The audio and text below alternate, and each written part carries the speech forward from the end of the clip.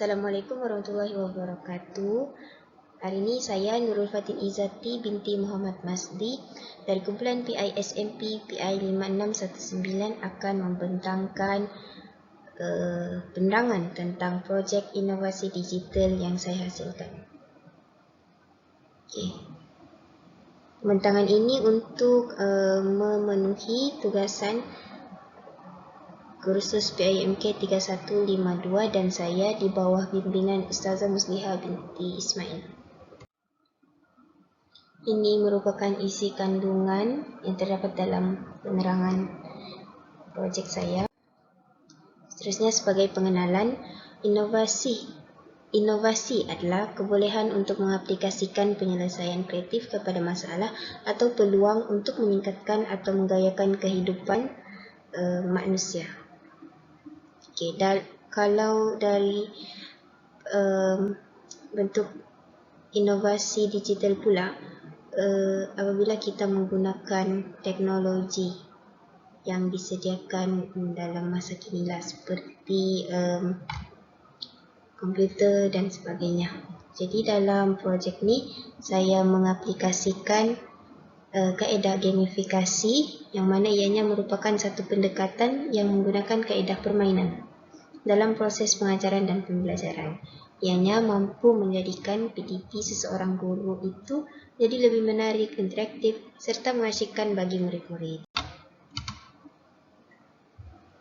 Seterusnya, rasional projek ni adalah hal ini selaras dengan hasrat Menteri Pendidikan Tinggi Datuk Seri Idris Jussof 2016 yang mahukan pendekatan kepada pendidikan ni lebih fleksibel ditingkatkan melalui inovasi yang dikenali sebagai gamifikasi atau gamification.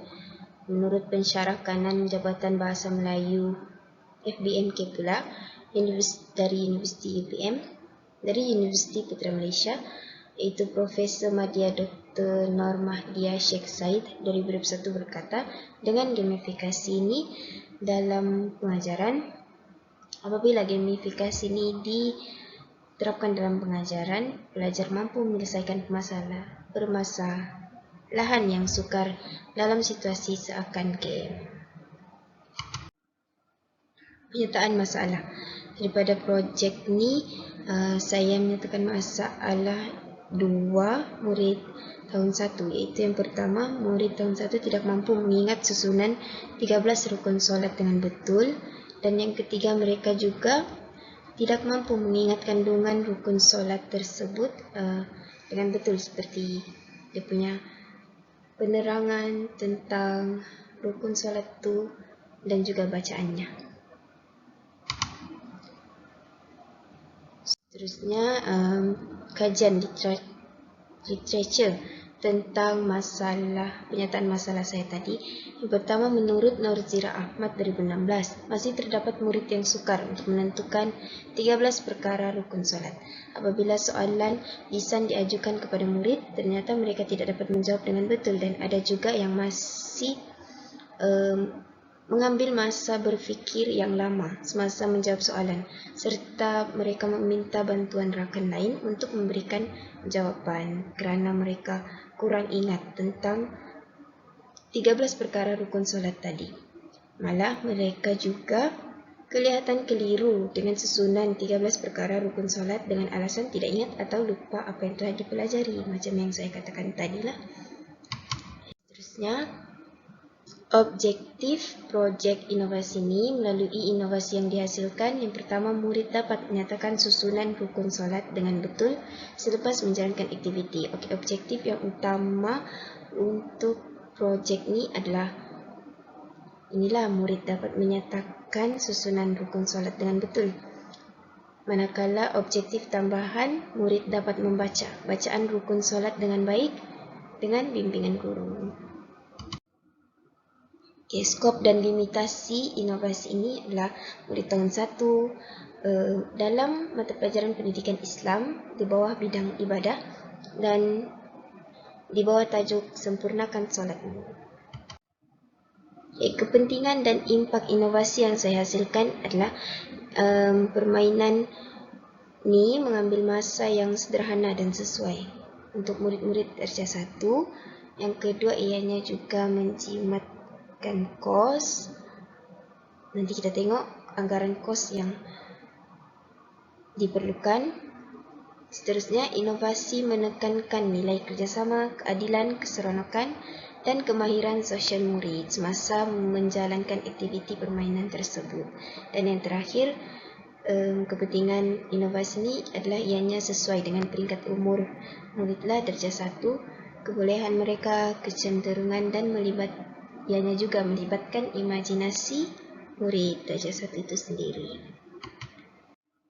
Seterusnya, anggaran kos, ini seperti saya katakan tadi, ianya tidak menggunakan sebarang kos, iaitu RM0 kerana keseluruhan inovasi ini berbentuk digital dan ianya hanya menggunakan aplikasi yang percuma seperti PowerPoint. Okey, seterusnya model inovasi yang saya gunakan adalah model creativity. Ianya ada 3 peringkat utama dan 1 peringkat terakhir, di mana peringkat pertama saya mengenal pasti masalah, perkara atau produk yang ingin dihasilkan. Seterusnya membiarkan perkara tersebut bermain dalam pemikiran sehingga timbul ide untuk menyelesaikan masalah. Peringkat ketiga, membuat uji kaji atau pelaksanaan idea bagi menentukan keupayaan dalam penyelesaian masalah saya. Dan peringkat yang terakhir adalah menyelesaikan masalah tersebut. Okay, seterusnya adalah cara penggunaan projek yang saya hasilkan. Yang pertama, murid dibahagikan kepada beberapa kumpulan. Ikutlah karakter-karakter yang telah diberikan ataupun boleh juga ditambah atau boleh dikurangkan. Okay. Yang seterusnya, buah setiap kumpulan itu, iaitu karakter-karakter lah, perlu melalui semua langkah yang ada satu persatu, dari langkah 1 sehingga tamat. Okay. Yang ketiga, murid dikehendaki menyatakan satu persatu rukun solat berdasarkan gambar dengan betul untuk meneruskan permainan. Semasa mereka sampai dekat langkah 1, mereka perlu menyatakan terlebih dahulu. Okay, langkah 1 tu gambar apa, rukun solat apa, berdiri dengan lurus. Okay, seterusnya, jika berada di tempat yang mempunyai tanda soal atau tanda bunyi, murid perlu membuka kad yang disediakan dan menjawab soalan dengan bimbingan guru. Dan yang terakhir, murid yang berjaya menghabiskan permainan paling cepat dikira sebagai pemenang. Inilah, sini ada macam kad. Jadi nanti guru akan tekan, bila murid sampai sini, guru akan tekan kad tersebut dan pergi kepada paparan ini. Okay, baru guru tekan lagi tanda soal yang pertama. Okay, tanda soal yang pertama dan buka kad yang pertama. Ada soalan sikitlah sebagai tambahan atau sebagai pengukuhan. Okay, untuk kad yang ada tanda bunyi pertama yang ini, tanda bunyi kedua, tanda bunyi ketiga, dan seterusnya. Di dalam tu dia macam ada bacaan.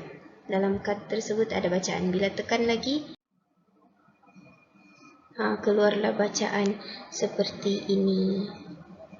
Jadi murid boleh membaca bacaan rukun solat dengan bimbingan guru dan baru meneruskan permainan. Seterusnya, saya juga ada mendapatkan maklum balas daripada beberapa orang rakan saya. Gambar bukan gambar sebenar. Yang pertama daripada Nur Atira. Dia cakap inovasi ini sesuai untuk dijadikan sebagai penilaian pengukuhan selepas PDP oleh guru. Namun boleh ditambah baik dari segi persembahan permainan, audio dan ganjaran.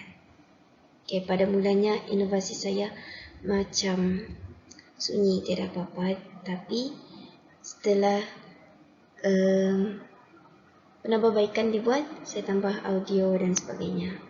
Seterusnya daripada Nabiha, kaedah pengajaran yang sangat menyeronokkan dan bermakna, seeloknya disertakan bersama audio dan teks bacaan dalam solat bagi membantu murid untuk mendengar dan membetulkan bacaan mereka.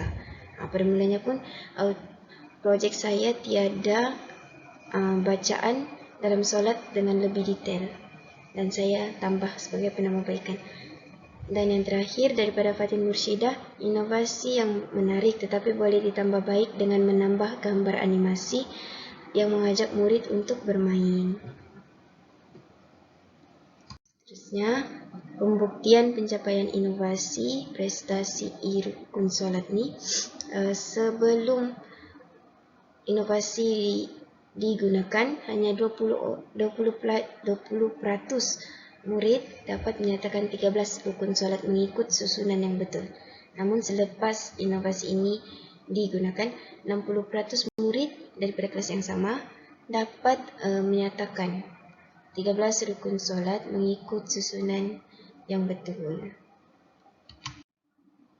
Sebagai kesimpulan, inovasi yang saya sediakan ini mampu meningkatkan kemahiran mengingat murid tentang 13 rukun solat yang dipelajari dengan lebih mudah kerana menggunakan kaedah gamifikasi yang menyeronokkan. Sekian sahaja daripada saya. Sekian, terima kasih.